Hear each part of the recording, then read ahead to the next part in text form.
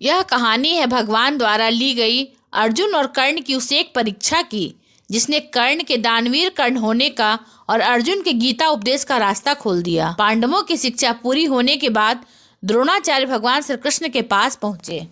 उन्होंने भगवान श्री कृष्ण से कहा, मुझे आपको यह बताते हुए प्रशंसा हो रही है कि पांडवों और कौरवों की शिक्षा पूर्ण हुई, और मैं यह निश्चित तौर पर कह सकता हूँ कि इस समय दुनिया में अर्जुन से बड़ा धनुर्धर और कोई नहीं। भगवान ने अर्जुन की परीक्षा लेने की सोची। उन्होंने बनारस में गंगा नदी के तट पर अर्जुन को बुलाया।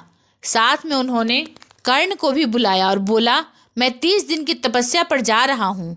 यहाँ से पश्चिम दिशा की ओर एक जंगल को पार करके पवित्र सरस्वती नदी प्रवाहित होती है। उसके किनारे पर एक सेब का पेड़ है। तुम दोनों जाओ और उस पेड़ से सेब लेकर आओ। मेरी तपस्या पूर्ण होने के पश्चात अगले 1 माह तक मैं केवल तुम्हारे लाए हुए सेब खाऊंगा। किंतु याद रखना, तुम एक बार स्नान के पश्चात केवल एक ही सेब तोड़ सकते हो। इस तरह तुम बार बार स्नान करके जितनी सेब तोड़कर ला सकते हो ले आना, और साथ में यह भी स्मरण रहे, हर बार स्नान एक ही नदी में करना।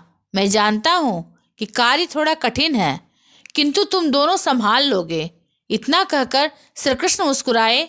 इस रहस्यमयी मुस्कान ने अर्जुन और कर्ण दोनों को आशंका में डाल दिया। दोनों सोच रहे थे इस छोटे से कार्य में भला क्या कठिनाई हो सकती है, पर इन दोनों को क्या पता था कि यह छोटा सा कार्य उनके आने वाले जीवन की दिशा निर्धारित करने वाला है। अर्जुन ने कहा, श्री कृष्ण आप चिंता न करें, मैं उस पेड़ के सारे सेब लाकर आपके चरणों में रख दूंगा। भगवान ने अर्जुन की तरफ देखकर कहा, जंगल घना है अर्जुन, सांपों से बचकर रहना। भगवान को प्रणाम कर अर्जुन वहां से निकल पड़ा, किंतु कर्ण वहीं खड़ा रहा।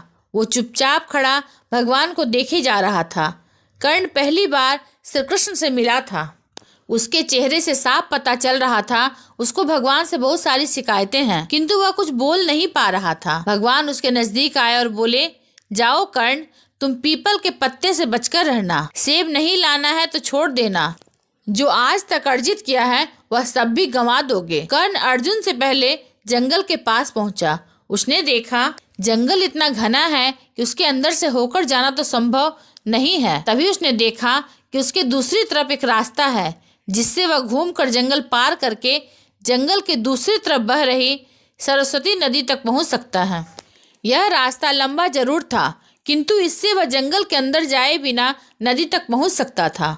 उसने थोड़ा सोचा और यह रास्ता लिया और चलना शुरू किया। कर्ण के वहां से निकल जाने के पश्चात अर्जुन पहुंचा। उसने देखा कि जंगल को पार करके नदी तक पहुंचना संभव नहीं है, और यदि वह दूसरे वाला रास्ता लेता है तो उसे पूरा जंगल बाहर से घूमकर जाना पड़ेगा, और वह रास्ता लेने पर न जाने उसे कितने दिन लग जाते। कहीं इस रास्ते की वजह से उसे इतनी देरी न हो जाए कि जब तक वह पहुंचे तब तक भगवान की तपस्या समाप्त हो जाए और उसकी वजह से भगवान को भूखा रहना पड़े। साथ ही उसे यह भी लग रहा था कि हो न हो भगवान किसी तरह से उसकी परीक्षा ले रहे हैं, और यदि वह इस परीक्षा में कर्ण से हार गया तो यह उसके लिए जग हंसाई हो जाएगी। उसने बिना एक पल गंवाए अपने तरकस से तीर निकाला और रास्ता बनाने के लिए वन की तरफ चल दिया। वो तीर एक दिव्यास्त्र था। उसने रास्ते में आने वाले सभी पेड़ों को साफ कर दिया। इस समय तक रात हो चुकी थी। अंधेरा घना था, कुछ भी दिखाई नहीं दे रहा था। अर्जुन ने अपने सफर को चालू रखा। जैसे ही उसने वन में प्रवेश किया, घने अंधेरे के बीच उसने देखा कि उसके आसपास के पेड़ों पर लंबे लंबे भयानक सांप झूल रहे हैं। भगवान ने पहले ही उसे सांपों से बचकर रहने की चेतावनी दी थी। वो बहुत भयभीत हो उठा। कुछ स्पष्ट न दिखाई दे रहा था, पर उसे महसूस हो रहा था कि यह विषैले सांप अपनी पूरी ताकत से एक के बाद एक उस पर प्रहार कर रहे हैं। भय के मारे उसकी देह कांपने लगी। तेज हवा में भी उसके पसीने छूटने लगे। जंगल की खामोशी इतनी भयानक थी कि वहां होने वाली कोई भी आहट एक चीख की तरह सुनाई पड़ती। उसे आगे की तरफ बढ़ने में नहीं बन रहा था, पर वह पीछे मुड़ने की कायरता भी नहीं दिखा सकता था।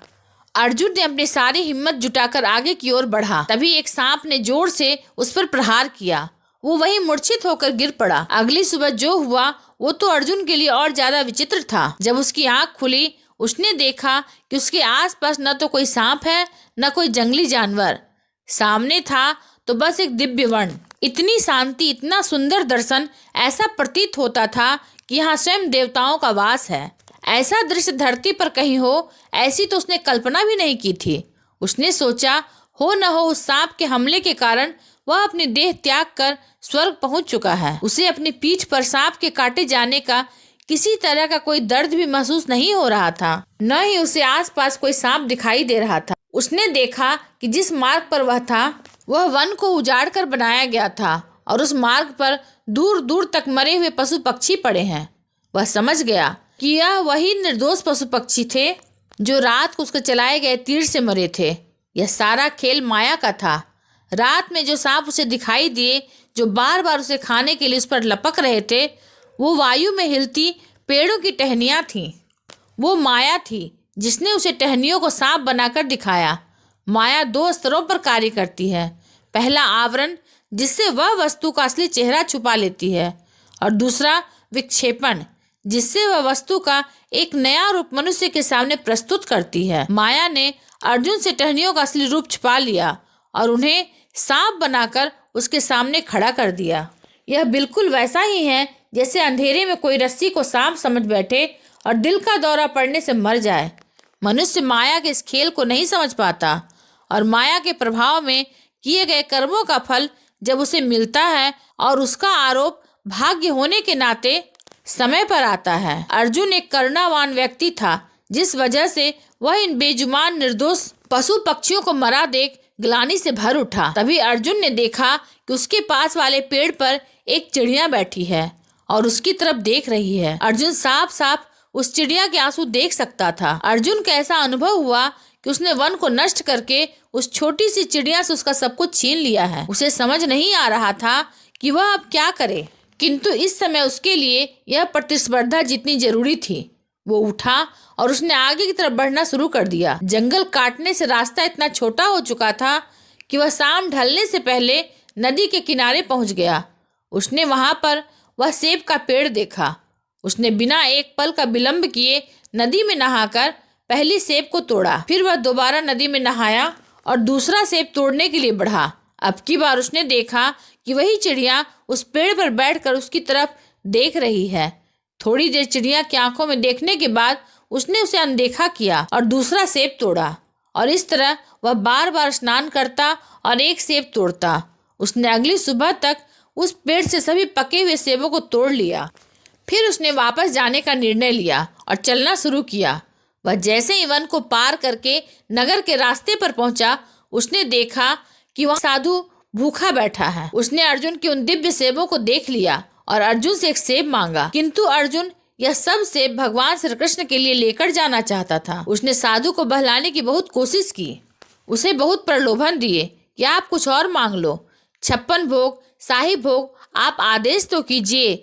साधु ने गुस्से में कहा, तेरे पास इतनी सारी सेब है, इनमें से एक मुझे दे दे। और जब अर्जुन ना माना तो साधु क्रोध में बोला, चुपचाप देता है या श्राप दूं? अर्जुन ने चुपचाप उसे एक सेब दे दी और आगे बढ़ा। उसे रास्ते पर एक के बाद एक ऐसे ही हठी भूखे साधु मिल रहे थे और सेब खत्म होते जा रहे थे। अब उसके पास केवल एक सेब बचा था। उसने देखा कि कुछ दूरी पर एक और साधु बैठा है। उसे मालूम था कि अगर वह उस साधु के पास गया तो वह साधु उससे वह आखिरी सेब भी ले लेगा। इसलिए अर्जुन ने रास्ता बदला। उसने गौर किया कि वह चिड़िया भी उसी के साथ साथ चल रही है। किसी तरह वह बचते बचाते एक सेब लेकर भगवान के पास पहुंचा।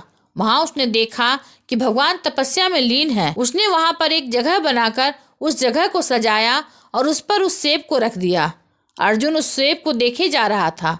वह सोच रहा था कि आखिर इस सेब में ऐसा है क्या जो भगवान ने इस सेब को लेने के लिए विशेष तौर पर उसे और कर्ण को इतनी दूर भेजा। अब वह रोज इस सेब को साफ करता, उस पर इत्र लगाता। ऐसा प्रतीत होता था मानो अर्जुन उस सेब से प्रेम करने लगा हो। वो किसी भी कीट पतंगे को के आस पास में फटकने न देता। वो बिना सोए हर पल उस सेब की देख रेख करता। कुछ समय बाद गुरु द्रोणाचार्य भी वहां पहुंचे। अर्जुन को इस तरह भगवान की सेवा में लीन देख वह बहुत खुश हुए। एक और अर्जुन जिसे उस सेब में अपनी जीत दिख रही थी, तो दूसरी तरफ कर्ण जो 10 दिन का सफर पूरा करके नदी के किनारे पहुंचा। वहां पहुंचकर कर्ण ने देखा कि पेड़ पर जितने भी सेब लगे हैं वह सब अभी कच्चे हैं, क्योंकि पके हुए सभी फलों को अर्जुन तोड़कर ले जा चुका था। कर्ण न चाहते हुए भी बार बार किसी न किसी प्रतियोगिता में अर्जुन से जुड़ ही जाता था और हर बार अर्जुन किसी न किसी तरह अपनी जीत का रास्ता निकाल ही लेता। कर्ण वहीं रुककर उन फलों के पकने का इंतजार करने लगा। कुछ दिनों बाद जब वो फल पक गए तो कर्ण उठा। उसने नदी में स्नान किया। नहाते हुए उसने देखा कि एक विचित्र पीपल का पत्ता नदी में बहते हुए उसकी तरफ आ रहा है।